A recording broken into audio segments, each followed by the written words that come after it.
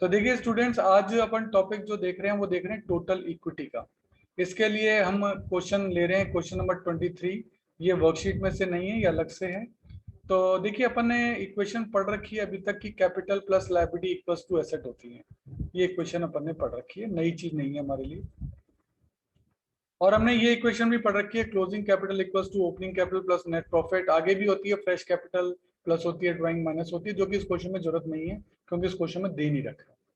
ठीक है, अब आपको एक दो चीजें नई समझनी है। क्या नेट प्रॉफिट क्वेश्चन में कभी कभी नहीं दे रखा होगा। अब नहीं दे रखा है तो उसका एक मैं फॉर्मूला आपको बता रहा हूँ। रेवेन्यू में से एक्सपेंसेस को लेस कर दो तो आपका नेट प्रॉफिट आ जाता है। रेवेन्यू का मतलब है इनकम, चीजों को बेचा, बेचने से पैसा मिला वो रेवेन्यू। चीजों को खरीदने का जो खर्चा वो एक्सपेंस हो गया, तो रेवेन्यू में से एक्सपेंडिचर लेस होता है तो नेट प्रॉफिट निकल जाता है।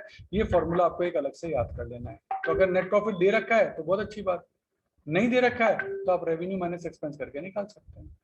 इसके अलावा क्लोजिंग कैपिटल जो आपकी होती है, ये कैपिटल है। कैपिटल किसने लगाई? ओनर ने। तो ये ओनर का पैसा है, तो इसका एक नाम और याद कर लो, इसको ओनर इक्विटी भी कहते हैं। अब अलग अलग नाम पता लग रहे हैं आपको। ये लायबिलिटी है, इस लायबिलिटी में क्रेडिटर आते हैं, तो ये क्रेडिटर का पैसा है, इसको क्रेडिटर इक्विटी कहते हैं।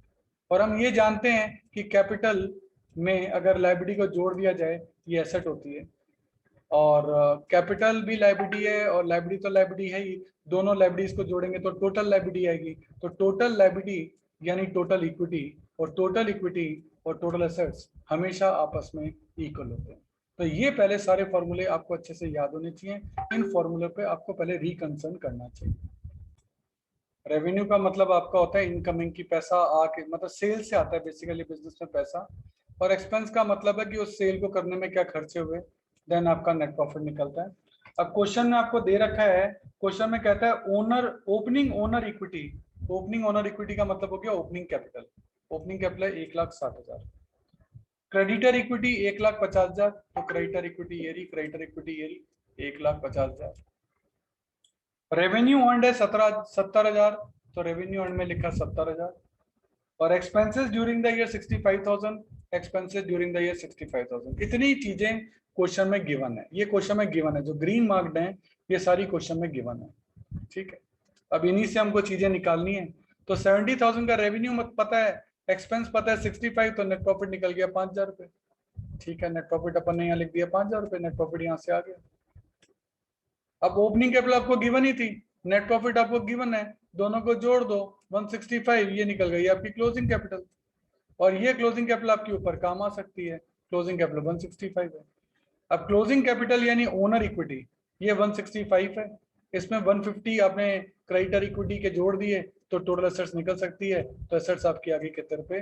3,15,000 रुपए। इस तरीके से तीनों फॉर्मूले साथ में काम आए हैं। तो ऐसे क्वेश्चन में आपको क्या करना चाहिए, पहले ये तीनों फॉर्मूले जो हैं वो लिख लेने चाहिए, मतलब ये थोड़े थोड़े गैप में कि ये फॉर्मूला भी लिख लिया, ये फॉर्मूला भी लिख लिया, और ये फॉर्मूला भी लिख लिया। फिर वैल्यूज पुट कर लो, चीजें जहां जहां काम आनी आएंगी अपने आप ही पुट हो जाएंगी, आपको कोई दिक्कत नहीं आएगी। इसमें एक क्वेश्चन है कि सर रेवेन्यू अगर कम हो और एक्सपेंस ज्यादा हो तो लॉस निकलेगा, ऑब्वियस एंड लेस। तो इस कंडीशन मान लेते हैं -5 अगर आ रहा है तो नेट प्रॉफिट की जगह नेट लॉस लिखा जाएगा और माइनस किया जाएगा, फिर प्लस नहीं किया जाएगा। तो ऐसा क्वेश्चन भी ट्रिक में बन सकता है कि लॉस अगर हो तो फिर वो यहाँ माइनस हो जाएगा। ये भी अपन को याद रखना है। चलिए एक क्वेश्चन और करते हैं, क्वेश्चन नंबर 24 लेते हैं। Capital plus liability equals to asset होती है, अपन को पता है। रेवेन्यू में से एक्सपेंसेस लेस होते हैं, नेट प्रॉफिट निकलता है, हमें पता है। और closing capital equals to opening capital plus net profit होती है, ये बात भी हमको पता है। कैपिटल कहते हैं ओनर इक्विटी को, लायबिलिटी कहते हैं क्रेडिटर इक्विटी को, और दोनों जुड़ जाते हैं तो टोटल इक्विटी निकल जाता है। और टोटल इक्विटी और टोटल एसेट्स आपस में बराबर होते हैं। ये बेसिक फॉर्मूलाज हैं, आपको याद होने चाहिए। अब क्वेश्चन में क्या दिया है वो देखते हैं। क्वेश्चन में कहता है ओपनिंग ओनर इक्विटी है 3,20,000 की, तो ओपनिंग ओनर इक्विटी यानी ये ओपनिंग कैपिटल, ये ओपनिंग कैपिटल 3,20,000। क्रेडिटर इक्विटी यानी क्रेडिटर्स हैं आपके 3,00,000 के, तो ये क्रेडिटर हैं, ये आपके हैं 3,00,000 के। ये क्वेश्चन में गिवन है, ये सब क्वेश्चन में गिवन है। रेवेन्यू आपको दे रखा है 1,40,000 का, और एक्सपेंसेस ड्यूरिंग द ईयर आपको दे रखे हैं 1,30,000 के। इसके अलावा क्वेश्चन में कुछ भी गिवन नहीं है। ये ग्रीन मार्किंग जितनी भी मैंने की है ये क्वेश्चन में पहले से गिवन है।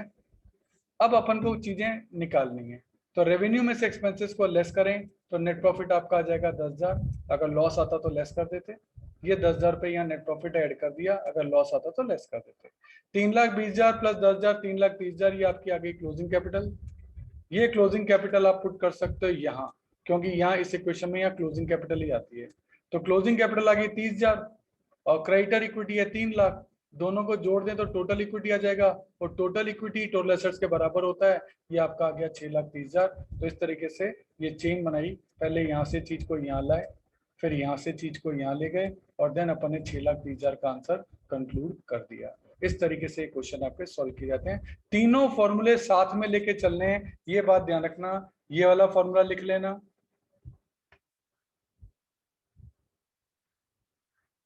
ये वाला फॉर्मूला लिख लेना, ये वाला फॉर्मूला लिख लेना। तीनों फॉर्मूले लिखने के बाद आप टॉपिक को करेंगे, आपको कोई भी दिक्कत नहीं है। क्वेश्चन जो आएगा इसका वो इस तरीके से आएगा, देख लो। ये क्वेश्चन नंबर 23 है जो भी आपने किया, ये क्वेश्चन नंबर 24 है जो आपने किया। क्वेश्चन की लैंग्वेज इस तरीके से आपको गिवन होगी, ये चीजें आपको क्वेश्चन में गिवन होंगी, उससे आपको वैल्यूज पुट करनी पड़ेगी कि ओपनिंग ओनर इक्विटी कितनी है, क्रेडिटर इक्विटी कितनी है, रेवेन्यू अर्न कितने हैं, एक्सपेंस कितने हैं। Opening owner equity, creditor equity, revenue earn और एक्सपेंस ड्यूरिंग द ईयर। इस टाइप से आपका क्वेश्चन जो है वो आपको गिवन होगा। कुछ एक एडजस्टमेंट हैं जो कि आपको अपने एक जगह लिख लेने चाहिए। स्पेशल ट्रांजेक्शन्स हैं वेरी इंपॉर्टेंट में। ये वर्ड है आपके आउटस्टैंडिंग एक्सपेंसेस। आउटस्टैंडिंग एक्सपेंस का मतलब होता है ड्यू बट नॉट पेड, यानी खर्चा हो तो हो गया लेकिन हमने पे अभी तक नहीं किया। एक होता है pre paid expenses. Prepaid expense का मतलब होता है पेड इन एडवांस, आपने पहले से पे कर दिया, खर्चा होने से पहले ही पे कर दिया। एक होता है एक्रूड इनकम। एक्रूड इनकम का मतलब होता है अर्नड बट नॉट रिसीव्ड, यानी हमने किसी का काम तो कर दिया लेकिन हमको पैसे अभी तक मिले नहीं है, बट नॉट रिसीव्ड। और एक होता है अनअर्न इनकम की काम करने से पहले ही पैसे मिल गए, यानी रिसीव्ड इन एडवांस। ये चार वर्ड आपको याद कर लेने हैं, इन चारों को अच्छे से लिख लें। तो चलिए अब इनका यूज करके देखते हैं कि इनका यूज कैसे होगा। मैंने हेडिंग लिख दी है, capital, outstanding, unearned, cash, prepaid, accrued. तो ध्यान देना, आउटस्टैंडिंग और अनअर्न आपकी लायबिलिटीज होती हैं, और प्रीपेड और एक्रूड आपकी एसेट होती हैं, याद रखना है, ठीक है ना। वैसे इनके लॉजिक से ही पता लग जाती है बात। तो अब है आउटस्टैंडिंग एक्सपेंसेस, मान लो खर्चा है 12,000 का और आपने पे किया सिर्फ 10, तो कैश में से तो 10 ही लेस होगा। खर्चा है 12,000 का, आपने पे किया 10, तो खर्चा कम पे किया, जो 2,000 जो आपने पे नहीं किया वो आपके बन जाएंगे आउटस्टैंडिंग एक्सपेंसेस, वो आपकी लायबिलिटी बन गई कि आपने किसी से काम तो करा लिया लेकिन उसको पे नहीं किया। इसका जस्ट उल्टा है प्रीपेड। प्रीपेड में खर्चा तो वही 12 का है, वही मैं खर्चा तो वही ले रहा हूँ, लेकिन इस बार पे ज्यादा कर दिया, पे आपने कर दिया फिर 14। अरे भाई खर्चा ही 12 का था, आपने पे कर दिया ज्यादा, तो ये 2,000 ज्यादा किस चीज के पे कर दिए, क्या सर ये अगले साल के खर्चे हमने अभी पे कर दिए 2,000, तो ये कहलाएंगे पेड इन एडवांस। प्रीपेड ये आपकी एसेट है। तो आउटस्टैंडिंग जो पे नहीं किया वो लायबिलिटी होता है, और जो अगले साल का पे कर दिया हो वो आपकी क्या बन जाता है, वो आपकी एसेट बन जाता है। नेक्स्ट अपन ले रहे हैं एक्रूड इनकम। एक्रूड इनकम का मतलब है जो कमा तो ली, अर्न बट नॉट रिसीव्ड, इसको देख रहे हैं अभी अपन। तो 12,000 रुपये हमने कमाए लेकिन मिले 11 ही, तो कैश में तो 11 ही है। कमाए अपन ने 12 लेकिन मिले 11 ही, तो 1,000 मिलेंगे, तो जो चीज मिलेगी वो एक्रूड है, earn but not received. Accrued आपकी एसेट बन जाएगा 1,000 रुपये से। और एक है अनअर्न इनकम, यानी कमाए तो हमने 12 हैं लेकिन मिल गए 13, कैश हमारे पास 13 आ गया, ज्यादा आ गया, 1,000 अगले साल का आ गया, वो रिसीव्ड इन एडवांस होगा, वो अनअर्न इनकम कहलाएगा, वो आपकी लायबिलिटी बन जाएगा। तो रिसीव्ड इन एडवांस कह लो या अनअर्न कह लो, एक ही बात है। तो इस तरीके से ये दो आइटम जो हैं वो तो खर्चे के हैं, और ये दो आइटम जो हैं वो इनकम के हैं। आप इनको कंपैरेटिवली इजीली यहाँ याद कर सकते हो। एक दो आइटम आपके और हैं जो बहुत इंपॉर्टेंट है। एक होता है डेप्रिसिएशन। डेप्रिसिएशन का मतलब है एसेट्स की वैल्यू कम हो जाना। मान लो कोई फिक्स एसेट्स है, उसकी वैल्यू 1,00,000 रुपए कम हो गई। अब एसेट्स की वैल्यू कम हो गई तो ये आपके लिए लॉस है, और लॉस है तो कैपिटल में से लेस होना चाहिए, तो डेप्रिसिएशन जो है वो आपका कैपिटल में से लेस होगा और फिक्स एसेट में से लेस होगा। तो डेप्रिसिएशन बहुत इंपॉर्टेंट आइटम है, याद कर लो, ये एसेट्स, फिक्स एसेट्स और कैपिटल में से लेस होता है। अब एक बहुत ही इंपॉर्टेंट टॉपिक अपन ले रहे हैं जो नॉर्मली बच्चों को कंफ्यूज करता है, interest on capital. Interest on capital क्या है, इसको आपको समझना पड़ेगा। इंटरेस्ट ऑन कैपिटल को अपन ऐसे समझते हैं, हम ये जानते हैं कि आप और आपका बिजनेस जो है वो अलग अलग पर्सन होते हैं। तो ये तो है आप, और ये आपका है बिजनेस। आपने बिजनेस में जो पैसा लगाया उसको बोलते हैं कैपिटल। तो इस बात के लिए आप बिजनेस से लेते हैं इंटरेस्ट ऑन कैपिटल। उससे क्या लेते हैं? Interest on capital.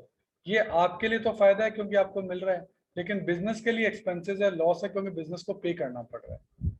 तो इस तरीके से इंटरेस्ट ऑन कैपिटल आपके लिए फायदा है, इसीलिए कैपिटल में ऐड होगा, और बिजनेस के लिए नुकसान है, इसीलिए कैपिटल में से ही लेस होगा। ये एक्सेप्शन आइटम है जो कैपिटल में ही ऐड होता है और कैपिटल में ही लेस होता है। उसके पीछे जो रीजन है वो ये है, जो कि आपको याद रखना है। अब क्योंकि ये ट्रांजैक्शन बिजनेसमैन और बिजनेस के बीच में हो रहा है, तो उसके बीच में मीडिएटर होती है कैपिटल। इसलिए दोनों ही एडजस्टमेंट प्लस और माइनस के दोनों ही क्या होंगे? कैपिटल के साथ होंगे।